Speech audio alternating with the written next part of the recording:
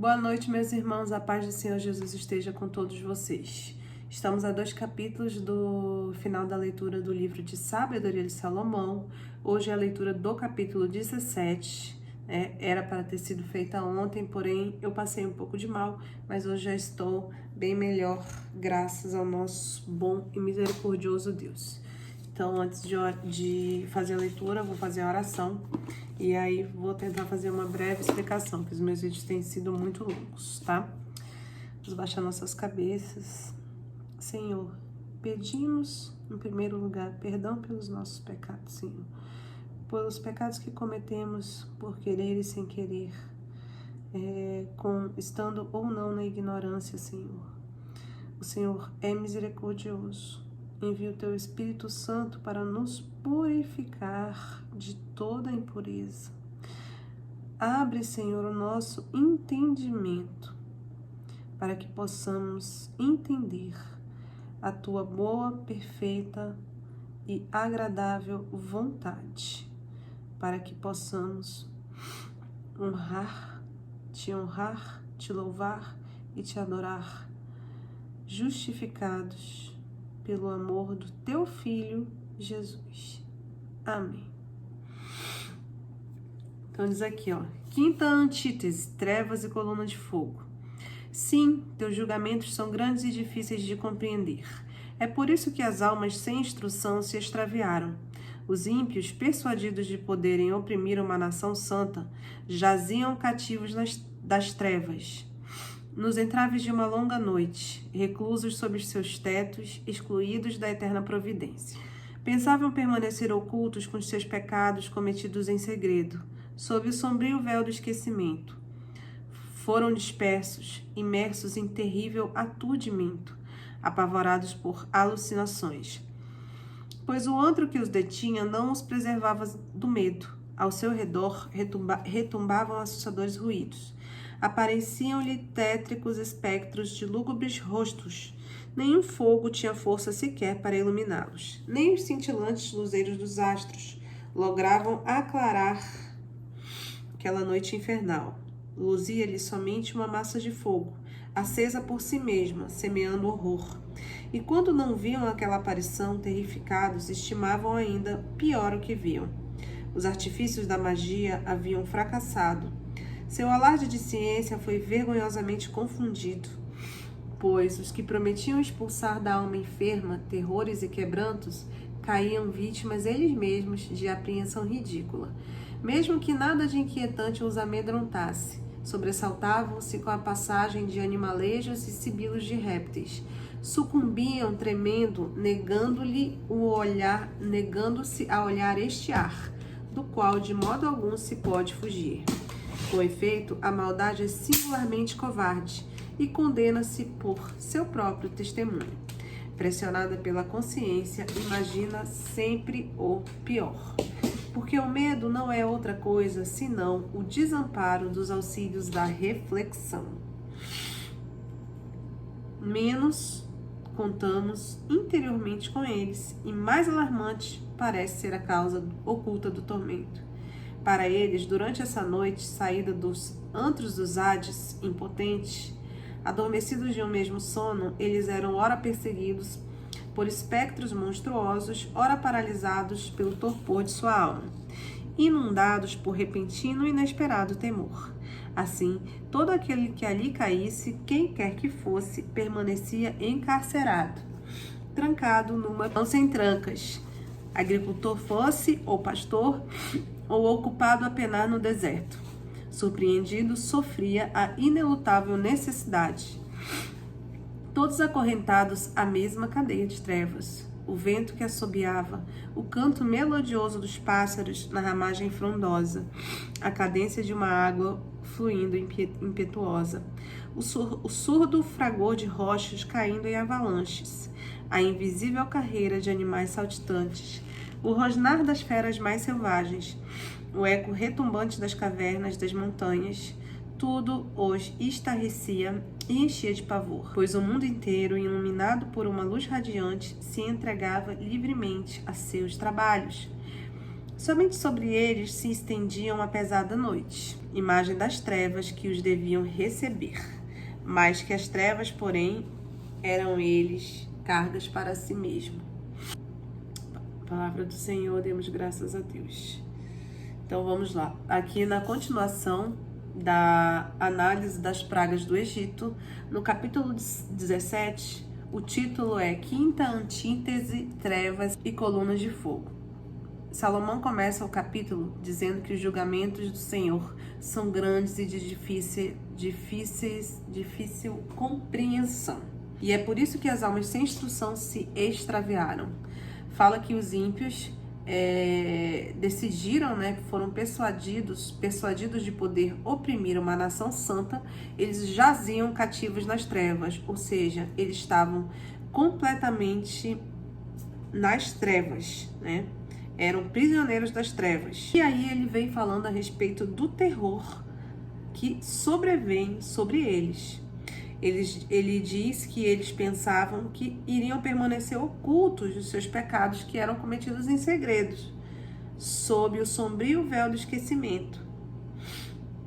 Porém, eles caíram em grande atordoamento. Eles foram dispersos e apavorados por alucinações. Apareciam para eles rostos tétricos de espectros, Entendo como espíritos, E nenhum fogo tinha força para iluminá-los, exceto um fogo que vinha, uma massa de fogo que vinha para aterrorizá-los, semeando horror. E quando eles não viam aquele fogo, eles imaginavam aquela aparição e ainda estimavam que era ainda pior do que o que viam. Então, eles dizem aqui também que os artifícios de magia que eles usavam naquela época, eles fracassaram, eles foram envergonhados e eles foram confundidos, porque todo aquele poder que eles diziam que eles teriam, de curar, livrar a alma enferma dos terrores e quebrantos, eles mesmos caíam vítimas desse terror. E eles não havia nada do que eles dissessem que pudesse livrá-los, Então ele fala assim, mesmo que não tivesse nada de aterrorizante, eles se inquietavam com a passagem dos bichos, dos animalejos e os sibilos dos répteis. Então eles sucumbiam, tremendo, negando-se a olhar até para o ar, de onde não se pode fugir. Você não pode fugir do ar. O ar está aqui, está em todo lugar.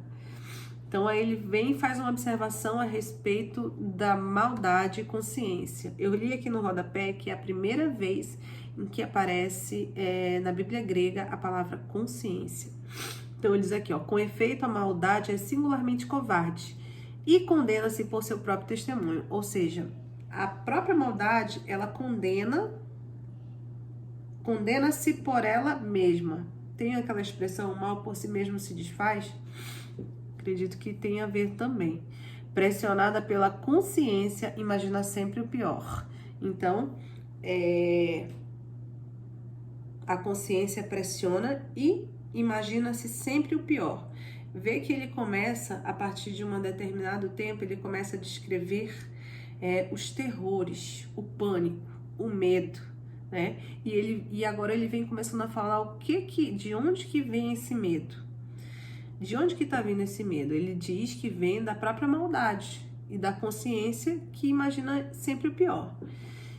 Porque o medo não é outra coisa senão o desamparo dos auxílios da reflexão. Ou seja, o medo, ele é a ausência da reflexão, a falta de conhecimento daquele motivo interno, aqui menos contamos interiormente com eles. E mais alarmante parece ser a causa oculta do tormento. Então, o desconhecimento da causa oculta, ou seja, daquele tormento, o desconhecimento do interior, o que está causando aquele tormento. Diz que para eles, essa noite, ela era semelhante à saída do antro do Hades, que Hades é o inferno, e Adormecidos de um mesmo sono, eles eram ora perseguidos por espectros monstruosos e ora eles eram paralisados pelo próprio medo da sua alma, que eles eram torpor de sua alma, inundados por repentino e inesperado temor. Então eles ficavam paralisados, a alma ficava entorpecida, paralisada pelo próprio temor, né, que sobrevinha. Assim, todo aquele que ali caísse, quem quer que fosse, permanecia encarcerado. Então, o medo, ele constrói prisões. E todo aquele que ali fica, ele se torna refém. Ele fica encarcerado, prisioneiro do próprio medo. Então, eles aqui, ó, trancado numa prisão sem trancas. É verdade. Veja bem quando tem uma pessoa aterrorizada, né? Aterrorizada, em pânico, desesperada. Ela é refém da própria mente, né? Da própria consciência. Então ele fala aqui que isso é passível de acontecer, mesmo que fosse agricultor ou pastor, ou se fosse ocupado a penar no deserto. Ou seja, qualquer um aqui era surpreendido e sofria com essa inelutável necessidade. Todos acorrentados à mesma cadeia de trevas. Então, o medo, nesses versículos de 16 a 18, ele é comparado a uma prisão sem trancas e diz que ele deixa acorrentado às cadeias de trevas. Ele começa a descrever que o barulho da natureza causava terror. O vento, o barulho das rochas, o canto dos pássaros, qualquer barulho, qualquer eco, estarrecia e enchia eles de pavor, né? Então, mesmo que o mundo estivesse todo iluminado e radiante, eram os próprios, mais do que as próprias trevas, eram as cargas deles para si mesmos. Então, eu entendo o seguinte, aqui a gente está falando de culpa, né? Medo, castigo e relacionado à culpa. Eu fiz umas anotações que eu acho bastante pertinente aqui para explicar esse capítulo 17. Vi aqui, ó, pecado, consciência, medo e castigo. Bom, o pecado, ele entrou no mundo por um homem. Todos sabem que entrou por meio de Adão. E ele trouxe consigo a morte, né? Assim também a morte veio a todos os homens porque todos pecaram. O pecado não é levado em conta quando não existia a lei. Então, não é levado em consideração. Cristo morreu em nosso favor e agora fomos justificados por seu sangue. Muito mais ainda seremos salvos da ira de Deus. Pela obediência de um único homem, muitos foram feitos justos. Isso está em Romanos 5, versículo 19 a 20. Tem um outro versículo que acho que é o mesmo capítulo de Romanos que diz: onde abundou o pecado, superabundou a graça. Né? Então, onde abundou o pecado, o Senhor dá a oportunidade de surgir graça. Não sei se vai ficar meio confuso, mas você tem a oportunidade de enxergar a graça de Deus pela consciência do que é pecado, pelo seu arrependimento, pelos frutos que serão gerados a partir do seu arrependimento. Então você pode sentir, conhecer a graça salvífica de nosso Senhor Jesus Cristo, que é quem perdoa os nossos pecados. Então diz aqui, o salário do pecado é a morte. Está lá em Romanos 6, versículo 23. Por quê? Porque todo o pecado, ele mata um pouco do teu espírito, né? Por um homem entrou o pecado e por nosso Senhor Jesus Cristo nós fomos redimidos. Redimidos como? O Senhor morreu na cruz. Ele morreu na cruz por conta dos nossos pecados, né? Por um homem entrou o pecado e pelo nosso Senhor fomos redimidos. A Bíblia diz que se nós confessarmos os nossos pecados, Ele é fiel e justo para perdoar os nossos pecados e nos purificar de toda injustiça. Então, se você confessar os teus pecados a Deus, de todo o seu coração, com seu coração quebrantado, o Senhor é justo e fiel para perdoar os seus pecados. Tem uma passagem da Bíblia que diz que o Senhor é capaz de transformar-nos, deixar-nos alvos como a neve, né? Nunca poderemos nos achar bons por nossos próprios esforços e méritos. Por quê? Porque nós somos pecadores. Porque nós não podemos justificar a nós mesmos. Mas através do sacrifício de amor na cruz, nós fomos e somos justificados. Que em Cristo nós somos mais do que vencedores. Esse é o plano da salvação de Deus. Nós devemos perdoar para sermos perdoados, né? Por quê? Porque se você não perdoar aquelas pessoas de quem você não gosta, o Senhor não vai te perdoar. Essa é a mais dura e cruel e verdadeira que está escrito na palavra de Deus. Por que eu estou falando a respeito de pecado?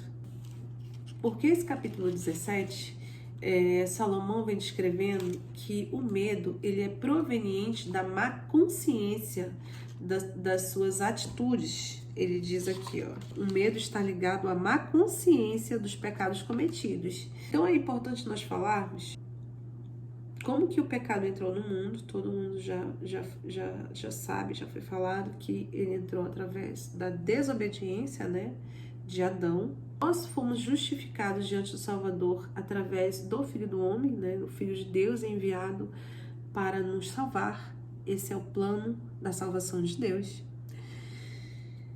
E através do sacrifício de amor na cruz nós fomos justificados. Então isso não nos dá o livre passaporte para pecar. Muito pelo contrário, né? Você tem que viver em novidade de vida. Continuando, nunca poderemos nos achar bons por nossos próprios esforços e méritos, mas através do sacrifício de amor da cruz, nós fomos e somos justificados. Esse é o plano da salvação de Deus. Por que eu estou falando sobre pecado? Porque no capítulo 17, mais para o final, Salomão começa a descrever as crises de terror e medo. Salomão atribui o medo à má consciência dos pecados cometidos. Então, vamos dizer assim, o medo é gerado pela consciência das más atitudes, dos pecados cometidos. E aí ele descreve toda uma crise de terror, né? Que tudo causa terror. O barulho dos pássaros, o vento, o barulho das águas, as rochas, tudo se transforma num terror. E que essas pessoas, elas vivem numa espécie de prisão sem grades. Elas vivem cativas quer dizer prisioneiras das trevas, e elas se encontram atormentadas por rostos, espectros de rostos que elas não podem ver, e se assustam até com o ar. Então, por que isso acontece? Né? Como eu falei, ele atribui o medo aos pecados cometidos. Então, eu vim fazendo uma retrospectiva de como que o pecado entrou no mundo, como que nós fomos redimidos pelo sacrifício de amor do nosso Senhor Jesus Cristo. Que nós não podemos justificar a nós mesmos diante de Deus. Ninguém pode salvar a si mesmo. Não pode. Só o nosso Senhor Jesus Cristo que pôde, né, nos reconciliar com o nosso Criador. A Bíblia diz também que nós devemos perdoar para ser perdoados. Essa é uma das maiores verdades da palavra de Deus. Se você tem alguém que você odeia, que você tem rancor, o Senhor não aceita a sua oração. O Senhor não aceita, porque já diz também, se você não pode amar ao próximo que você vê, como é que você vai dizer que você vai amar a Deus que você não conhece, não vê? Então, é um mandamento que é muito verdadeiro. Se você não perdoar quem quer que seja, seus pecados não serão perdoados. Se nós somos justificados pelo sangue de Cristo, então quer dizer que nós podemos continuar pecando à vontade? Claro que não. O apóstolo Paulo tem uma carta só falando sobre isso, que é a carta aos Romanos, que eu recomendo. Todas as cartas de Paulo são incríveis. E se você quiser saber sobre lei, pecado e justificação, comece pela leitura da carta do apóstolo Paulo aos Romanos. Então, lá no capítulo 7, o apóstolo Paulo descreve como que a nossa natureza é pecadora. Antes de começar a ler essa passagem, é importante dizer que o Espírito Santo é que nos convence do pecado. Isso também é bíblico. O Espírito Santo que vem para nos convencer da justiça e do pecado, né? Então diz aqui, a lei e o pecado, está no capítulo 7, a partir do versículo 14, eu vou ler, tá? Com efeito, sabemos que a lei é espiritual, mas eu sou carnal, vendido ao poder do pecado. Realmente não entendo o que faço. Vou voltar um pouco aqui. Seguinte, como que você sabe o que é pecado? Lá no capítulo 7, ele vem falando que a lei, ela veio para nos mostrar, para nos fazer entender o que é pecado, tá? Aqui, ó, a lei e o pecado. Quer dizer, então, que a lei é pecado? De modo algum. Mas eu não cheguei a conhecer o pecado senão pela lei. Então, nós conhecemos o pecado através da lei, porque ele diz, não matarás, não cobiçarás.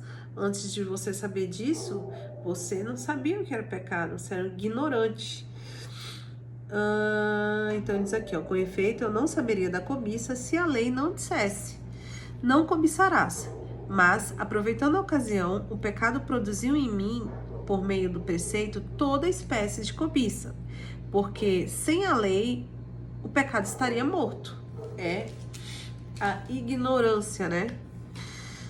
Antigamente eu vivia sem a lei, mas quando veio o preceito, o pecado reviveu e eu morri. E aconteceu que o preceito destinado à vida me conduziu à morte, né?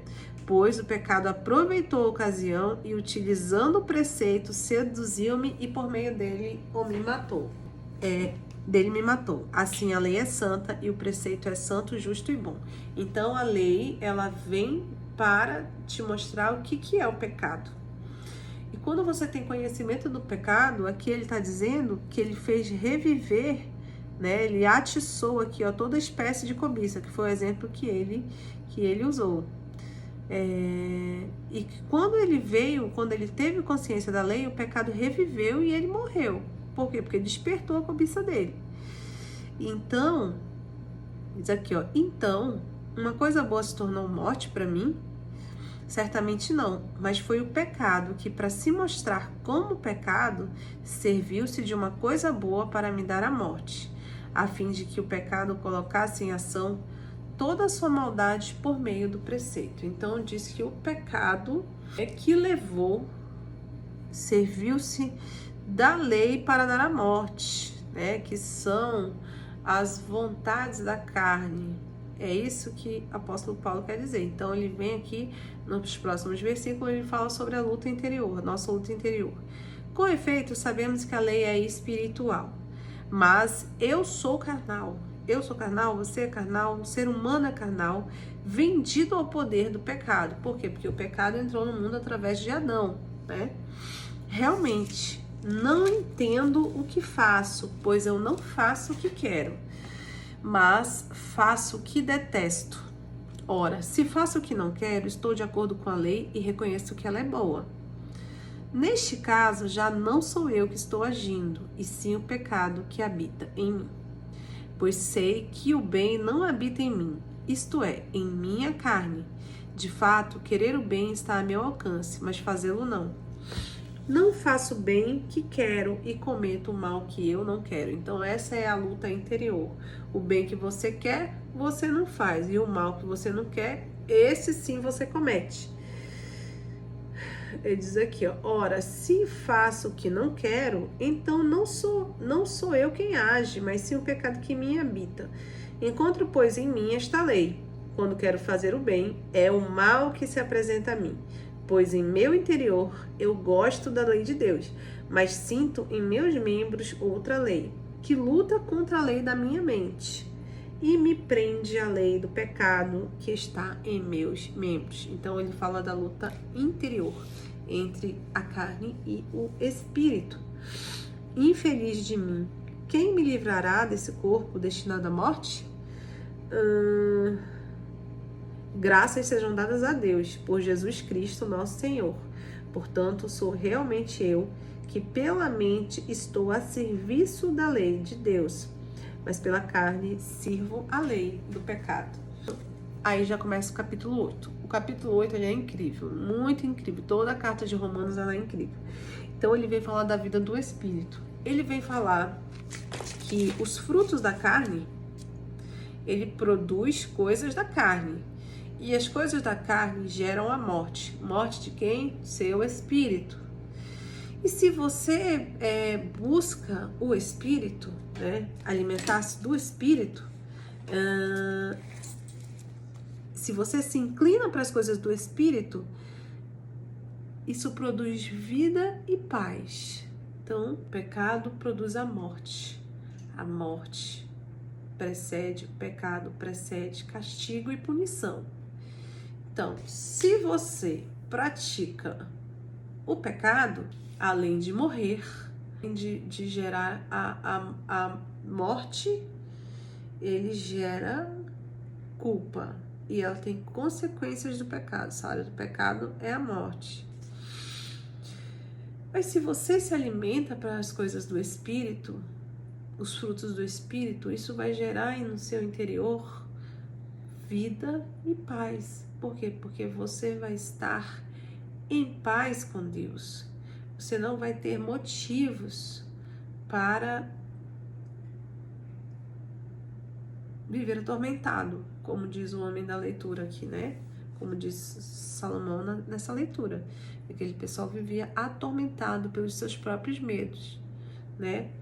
Por quê? Porque o medo foi gerado a partir das más atitudes.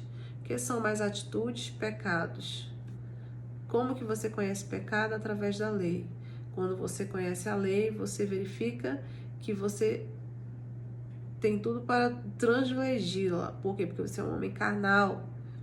Então há uma luta entre carne e o espírito. Porém, nós, através de Jesus Cristo, do seu sacrifício de amor, nós somos justificados. Em Cristo nós somos mais que vencedores.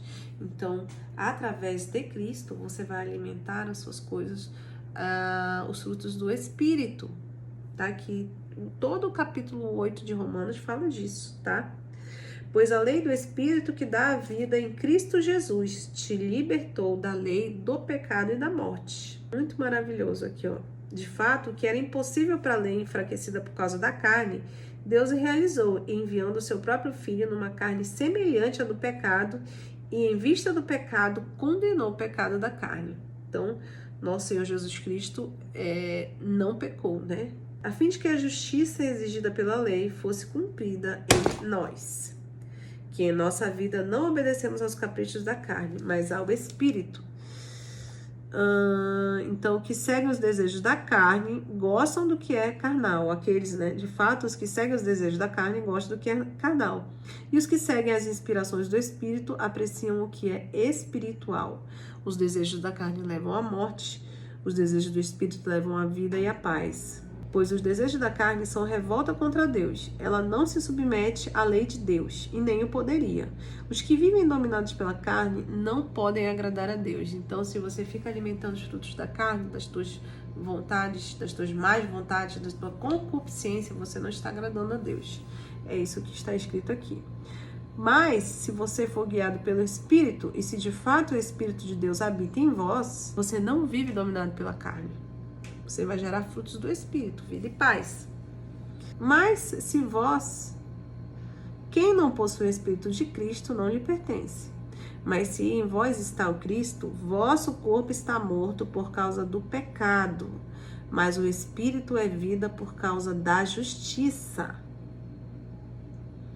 E se o Espírito daquele que ressuscitou Jesus dentre os mortos habita em vós, ele que ressuscitou o Cristo dos mortos, também dará vida a vossos corpos mortais, por seu Espírito que habita em vós. Portanto, irmãos, temos uma dívida, mas não para com a carne, de forma que vivamos segundo a carne. Pois se viverdes segundo a carne, morrereis. Mas se vós, pelo Espírito, fizerdes morrer as obras da carne, vivereis. Então, alimente o seu espírito da palavra de Deus. A realização de boas obras. É isso que o apóstolo Paulo está falando. Se você der vazão às suas concupiscências, às suas vontades da sua carne, o seu espírito vai morrer. E quando você faz a vontade da carne, você não agrada a Deus. E o pecado te separa do Senhor. Nós recebemos a justificação por Cristo. Então essa é a nossa liberdade. Nós fomos comprados pelo preço de sangue, do sangue precioso do Cordeiro que foi derramado na cruz, sem ter pecados, né? Então o Espírito Santo que nos convence do pecado. Mas é importante falar também que o inimigo de Deus, o diabo, ele é o acusador. Então, muitas vezes, por consequência do pecado que gerou a morte, a luta ela é espiritual. Então, ele gera a culpa. Então, ele te acusa. Ele te acusa e muitas pessoas ficam paralisadas pelo medo, conforme disse lá no capítulo 17, em prisão sem grades, atormentadas nas trevas. De quê? Das suas más atitudes. Mas a mensagem que a palavra de Deus tem para nós é que o Senhor, ele é fiel e justo se você se arrepender. E se você achegar-se a ele com o coração aquebrantado, é fiel e justo para te perdoar e te purificar de toda impureza. Você não tem que viver com medo, você não tem que viver atormentado pela culpa e pelo terror. O Senhor, o Espírito de Deus, ele gera vida e paz. Então, busque as coisas do Espírito. A palavra diz que aquele que não nascer de novo não poderá ver a Deus. Então, como que você vai nascer de novo? Nascer da água e do Espírito. Da água pelo batismo, pelo batismo em nome de nosso Senhor Jesus Cristo, e através do teu espírito que vai reviver. Eis que façam nova todas as coisas. Você vai viver em novidade de vida, porque o arrependimento ele gera uma mudança de atitude. A culpa não, a culpa ela te prende ali. Ela fica igual foi falado no final da carta, que ele diz assim que eles são os pesos sobre si mesmos. Enquanto o mundo está lindo, eles estão carregando o peso dos seus pecados. Nosso Senhor diz que o meu jugo é suave e o meu fardo é leve. Vinde a mim todos que estáis cansados e sobrecarregados, e eu vos aliviarei. Então a mensagem que eu tenho para vocês hoje é essa. Jesus, ele é o nosso advogado. É ele que nos defende do acusador, desde que gere arrependimento, não culpa, e que você viva em novidade de vida. Diz aqui, o Espírito Santo de Deus, ele intercede por nós com gemidos inexprimíveis. Está lá em Romanos 8 também. Então, ele nos auxilia em nossas fraquezas. E para finalizar, o apóstolo Paulo também diz o seguinte: no amor não há medo, antes o amor lança fora todo medo, porque o medo envolve castigo, e quem teme não é perfeito no amor, ou seja, não está aperfeiçoado no amor. Isso está lá na carta de 1 São João, capítulo 4, versículo 18. Nós amamos porque Deus nos amou primeiro. Então, Deus nos amou Deus nos chamou ao arrependimento, nos chamou à reconciliação, nos chamou para viver em novidade de vida e conhecer o reino de Deus, reino dos céus. Então, meus irmãos, confesse os seus pecados, reconheça o Senhor Jesus como seu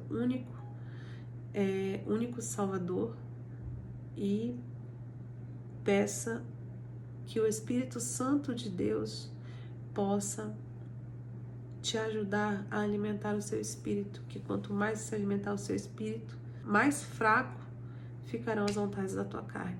Essa é a mensagem muito bonita que nós gostamos sempre de cantar nos nossos devocionais. Eu tô com uma voz horrível, mas acho que vou tentar falar as frases que ela fala exatamente sobre isso que a gente está conversando aqui. Chama-se Vida Reluz. Eu não sei como é que é o nome da música, mas ela diz assim: vê quem te elegeu, te ungiu e consagrou. Não temas, aos lábios santos o seu nome ressoou. Não te chamou como um servo qualquer, mas com carinho um filho teu. Parou e acolheu, ergue-te, pois Deus te fez um vencedor. Celebra a vitória que o Senhor Jesus regressando está. Vitória, canta com unção tua vida. Vê, o tempo é curto e não dá pra esperar.